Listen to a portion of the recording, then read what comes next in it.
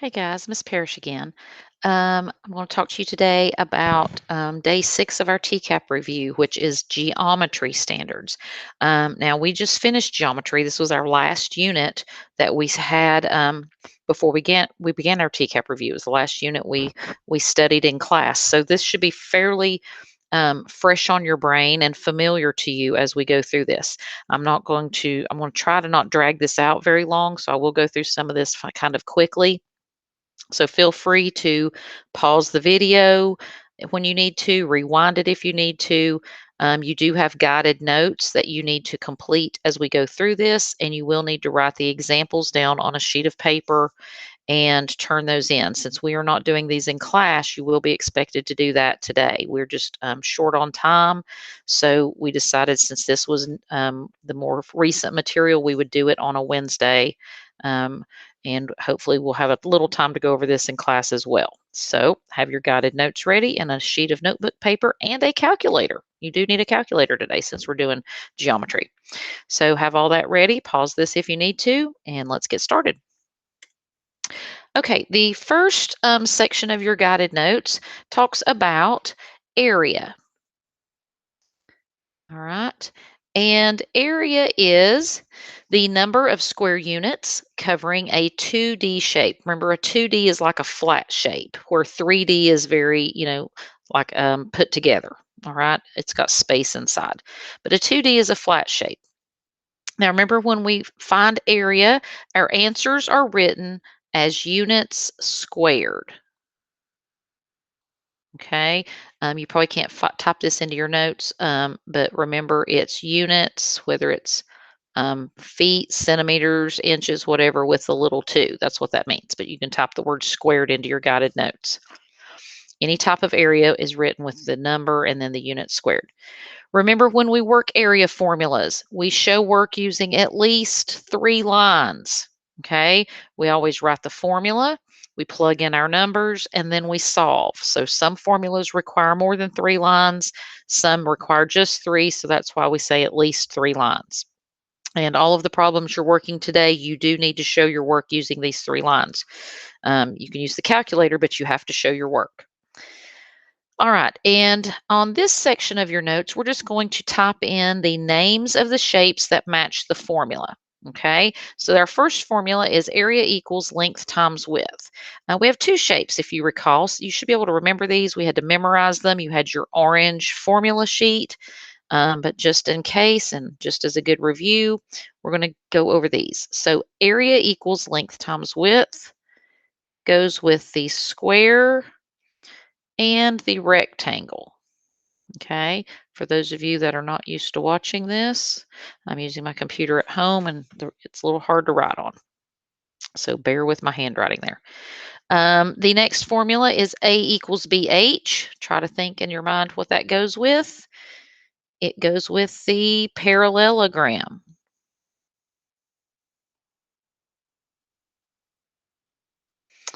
The next formula is area equals 1/2 times D1 times D2. We only had one shape that used the letter D. It stood for diagonals, and this was the rhombus. Remember, the rhombus is the shape that looks like a kite. It's the one that has the diagonal lines on the inside, crisscrossing. Okay, that's what the D stands for, the diagonals. The next formula is A equals 1/2 times H for height times the sum of base 1 and base 2. This was our longest formula, and it goes with our favorite trapezoid. Okay, and the last and final formula is area equals 1/2 base times height, and that is our triangle. Okay, make sure you have those formulas handy as we go through this. So that's a quick review on area. Okay, this information is on the first 2 sections of your guided notes. All right, let's practice finding area of some of these shapes. Now, on your paper, please draw these shapes. They're not very hard to draw. Label the numbers on there. That will help you as you go through this. We're also going to label the name of the shape as we work each of these. The first shape is a square. Now, some people may say, well, that kind of looks like a rectangle. If you'll notice that only has one measurement, and we know that a square has all four sides the same. So on this one, remember the formula for square is length times width. And because it's a square, we just said all four sides are the same. So if one side is 7.5, the other side is 7.5. So we are going to write our formula. Okay, 7.5 length times width, and then area equals 7.5 times 7.5, or 7.5, 7 and 5/10. If you'll multiply that or type that into your calculator, you get 56 and 25/100 inches squared. So that's the formula you would use for square and rectangle. You just multiply the length and the width. Okay. Again, you may want to pause this and in between each shape and draw it, or pause it and draw them all at one time, whatever works best for you. The next shape we're going to work is the triangle. Okay. The triangle formula we just wrote down on the previous slide is 1/2 base times height. So if I'm looking at this, my base is the 30 and the height is the 12. Remember, the height is that measurement on the inside that connects to the base, that dotted line. So we have 1/2 times 30 times 12. So remember the three lines, we write our formula, we plug in our numbers, and then we solve. So I'm going to do half of 30. Half of 30 is 15, and then 15 times 12. And if you take your calculator and do 15 times 12, you get 180 meters squared. Okay. You can also, for a triangle, do base times height divided by 2. That is the other formula you can use for that. Okay. The next shape, this one, this purple one, does look like a kite. We just talked about that.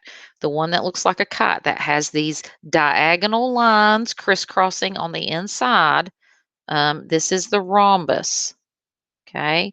A lot of people get this confused. Notice the triangle only has one dotted line, or one line on the inside. The other two shapes only have one line on the inside, but the rhombus is the one that has the two lines crisscrossing. Those are your diagonals.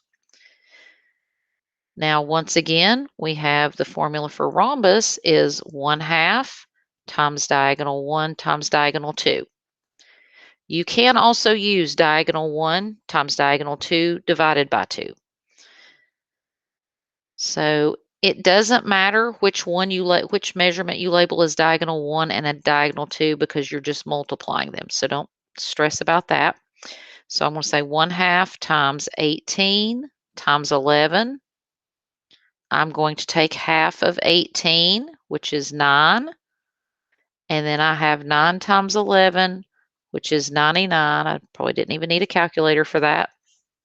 And I get 99 inches squared. Remember to include your units squared with each of these. The next shape looks like the state of Tennessee, kind of. It is our parallelogram. Okay, the parallelogram. The formula for parallelogram is base times height. This one's pretty easy. You multiply 10 times 5. If you put 5 times 10, it's not the end of the world. Again, you're just multiplying the two numbers, and you get 50 centimeters squared. Okay, our last and final shape here on our review is a trapezoid. Okay, so if you should have that one drawn out there somewhere. I'm going to put a line here so this doesn't write trapezoid down here, running out of room a little bit. So for the trapezoid, we're going to rewrite that here, make it a little bit go together here. Trapezoid. Remember, on a trapezoid, your bases are your sides that are parallel to each other. Okay. This one has the longer formula. You have to have the base, two bases, and a height. Remember, your bases are the sides that are running parallel to each other. Your height is this line that's inside again. Okay, so it runs from base to base. So we'll plug in our numbers. My height is 14. My bases are 9 and 15. Remember when you work the trapezoid, we follow the rules of PEMDAS. So that means we do the parentheses first. And 9 plus 15 is 24. So now I'm down to 1/2 times the height of 14 times the sum of my bases, which is 24. So I want to take half of 14, which is 7. And then 7 times 24 is 168 centimeters squared.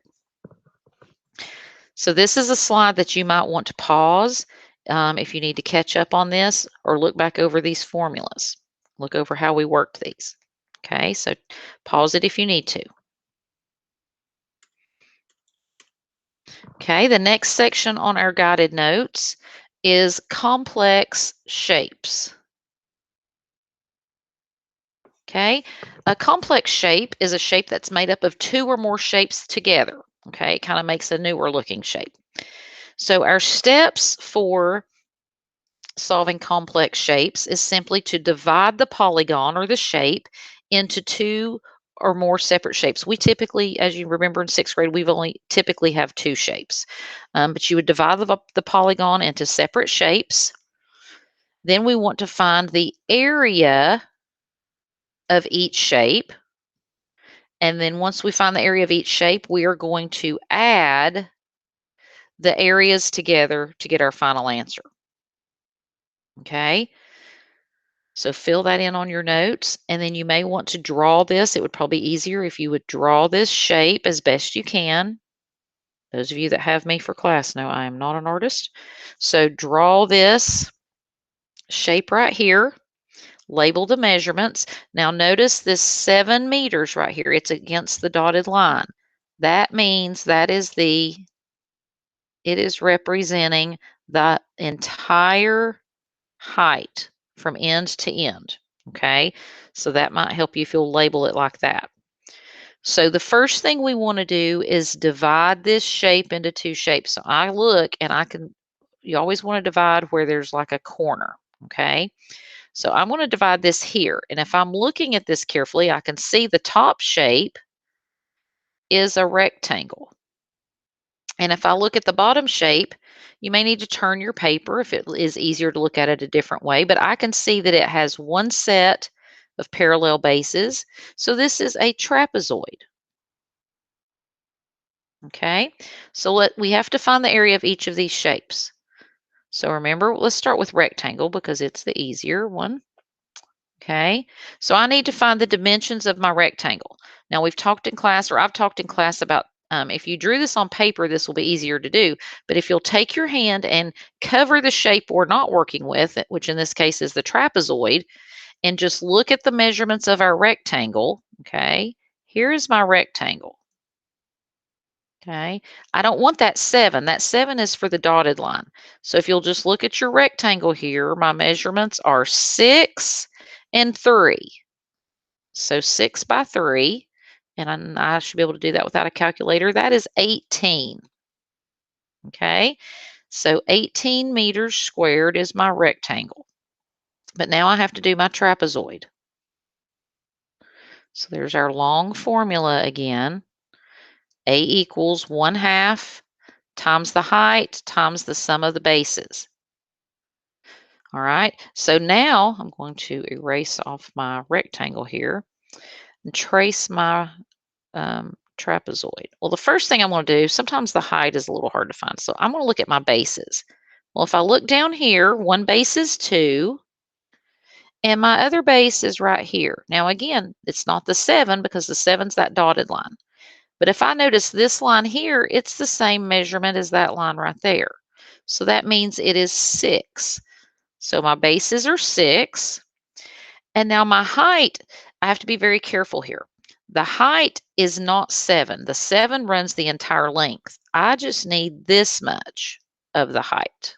Okay, so how do I find that? Well, if this is 3, this little side here, if this thing is 3, that means this is 3. And so 7 minus 3, since the whole thing's 7 and that much is 3, 7 minus 3 is 4. So my height of my trapezoid is 4. Okay, so again, when we solve the trapezoid, we do the parentheses first. 1/2 times 4 times 6 plus 2 is 8. I take half of 4, which is 2. 2 times 8 is 16. So I found the area of my rectangle and now my trapezoid. So after I find the area of each shape, step 3 tells me to add those two answers together. So 18 plus 16. When I add those together, I get 34 meters squared. So my final area of this complex shape would be 34 meters squared.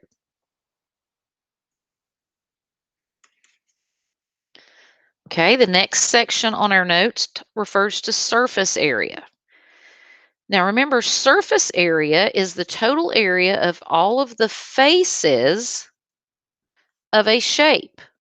And what are the, remember what the faces are. The faces are the flat sides on a shape. It's like if we took a Kleenex box or a Pop-Tart box or a cereal box or any other shape, and you take the box apart at the seams and lay it flat, which I did in my class first in my class with a Kleenex box. You lay it flat. All those flat sides are called faces. Okay. Now, if you put the shape together, when you have where the lines meet or the points or the corners, those are called your vertex or vertices. Vertices is plural for vertex. So the vertex or vertices would be the corners of the shape. Okay. And one thing to remember is the number of faces and the number of vertices are going to be the same. Okay. We talked about nets. A net is a flat 2D pattern of a 3D shape. That should be a capital D. Didn't catch that. If you have again, you have a cube or some sort of 3D shape, if you take it apart and lay it flat, that would be its net. That helps you see the faces on a shape. Okay. Now, to find surface area, we said you find the area of all of the faces. So depending on what shape you're dealing with, you may have different shapes to find the area of. You could have triangles, you could have rectangles, squares. So you have to really look at it. There is a standard formula for the surface area of a rectangular prism. That's like a cereal box, Pop-Tart box, Kleenex box. We have this formula here. Mr. Hardner, Miss Klein may have used a slight variation of this. Sometimes you can also use 2 times length times width plus 2 times length times height plus 2 times height times width. I typically use this first one, but you can also use this other formula. So whichever formula your teacher showed you to use, you can use either one and you will still get the same answer for a rectangular prism. So let's look at a couple of shapes for a rectangular prism, or I'm sorry, for surface area. This first shape is a rectangular prism. Okay, remember a rectangular prism are those boxes, shoe boxes, cereal boxes, anything like that. So the first thing you want to do when you are doing a rectangular prism and you have that set formula that we just looked at, the first thing that you want to do to help yourself, I told my kids, is label each number, label one of them the length, one the width, and one the height. Because if that's the formula I'm using, okay, with the length and the width and the height, I want to label each number. One is the length, one is the width, one is the height. And that's going to make it easier for me to partner my numbers up in this formula. Okay, so it doesn't matter. I've told the kids, don't stress out. Just go ahead and label them. One the length, one the width, and one the height. So now when I go to work my formula, I can partner those up a little easier. Okay, so first thing it tells me to do is multiply the length times the width. Well, my length and width, because I labeled those numbers. Oh no, sorry, give me 1 second. Should be able to get back to that. Computer's doing something wacky. Um, because my length and my width is labeled, I know that I want to do 4 times 7. Then I have length times height. Again, I can quickly find the L and the H, which is 4 times 5. And then height times width, look at what you've labeled. That's going to be 5 times 7. So I've plugged my numbers in based on their labels. So now I'm going to say, I'm going to multiply each one. Okay, according to PEMDAS, I multiply before I add.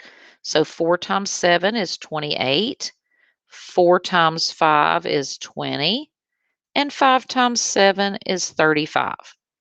So all I did was multiply those sets of numbers. The next step is to add everything in the parentheses.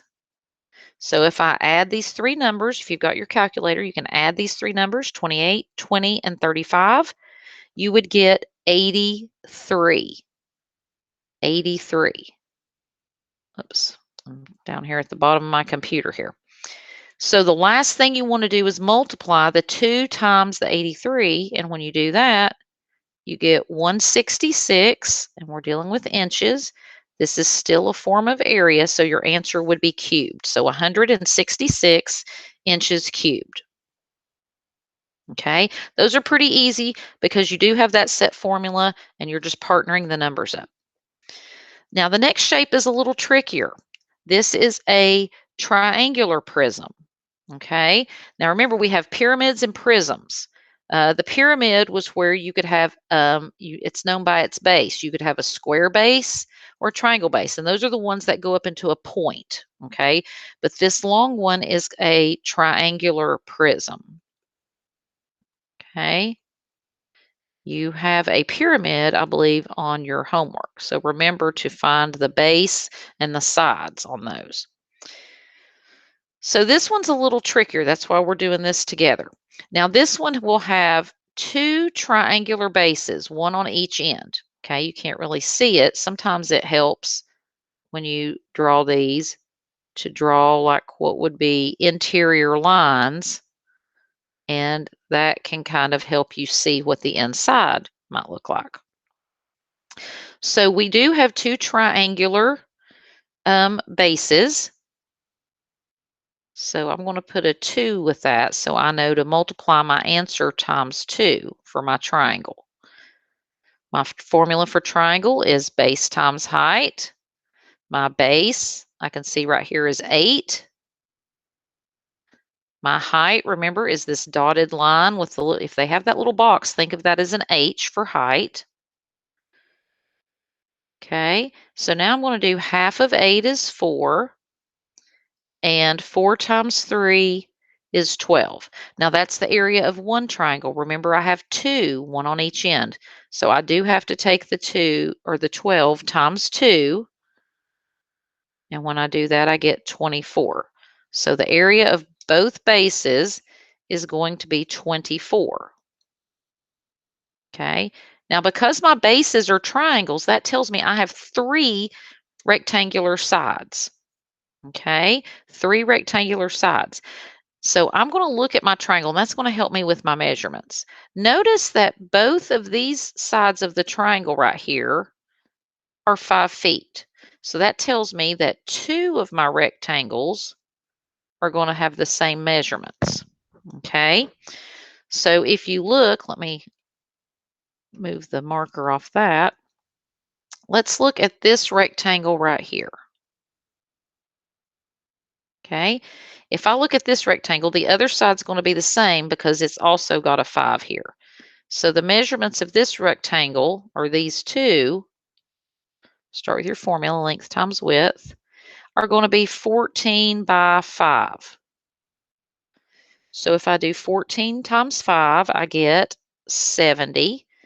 And again, I want to do that times 2 because I have 2 the same. Since this is a 5 and this is a 5, that tells me both the rectangles on both sides are going to measure the same thing. And 70 times 2 is 140. Now my bottom rectangle is going to be a different measurement because I have the 14, but notice this part of my triangle is an 8. So that means that measurement for the rectangle is going to be different than the other two. So the bottom rectangle is going to be 14 by 8. And 14 times 8 is 112. So now that I've found the area of each face, okay, I have 5 faces. I have the 2 triangle ends and the 3 rectangular sides. So now I'm going to add the 24 and the 140 and the 112. I'm going to add up all of those numbers that I just found. And when I add all of those up, I'm going to get 276 feet squared. And so that would be my final answer for the surface area of that triangular prism. Okay, now remember, if you have a pyramid, you're going to find the base and then the sides. All right, now for something a lot easier. Surface area is always the thorn in our side. Okay, volume was pretty easy for most of us. Remember, the formula for volume is length times width times height. Now, we did talk about how you sometimes see this formula here. Volume equals base times height with a capital B. We talked about how the capital B represents the area of the base. And you find the area of the base by multiplying the length times the width. So basically, they do the first part for you if you ever see this formula. Or if they say they gave you the base, that means they already calculated the length and the width for you. Okay, but as long as you have the 3 numbers, you're going to use this standard formula of length times width times height. Okay, remember, a rectangular prism measures the amount of space inside a 3D shape. And where area is written as units squared, volume is written as units cubed. That means your units, if you know them, inches, centimeters, or whatever, with the little 3. Okay, so that's the difference, units cubed, because you're multiplying 3 dimensions here. All right, so we've got 2 examples. So let's do the first one here. So we're going to, just like with area, we've got to show our work. So write your formula, length times width times height. Plug in the numbers. It really does not matter the order because you are just multiplying. Remember, the commutative property tells us that that does not matter. So when you multiply 6 times 4 times 5, you get 120 centimeters cubed. Okay, so on volume, all you're doing is multiplying 3 numbers together. This should be very easy. All right, let's look at our next example. Write down your formula. Plug in your numbers. Again, it does not matter the order. And when you multiply 2 times 5 times 10, you get 100 meters cubed again. Make sure it's cubed. So volume is a pretty simple formula compared to a lot of these.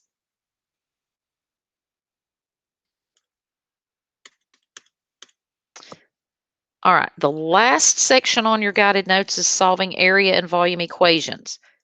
Now, what we mean by this is these are the problems that we did in class where they give you the area or they give you the volume and you have to work backwards, okay? So the first thing you want to do is write the correct formula. You need to make sure you know, am I working with an area problem?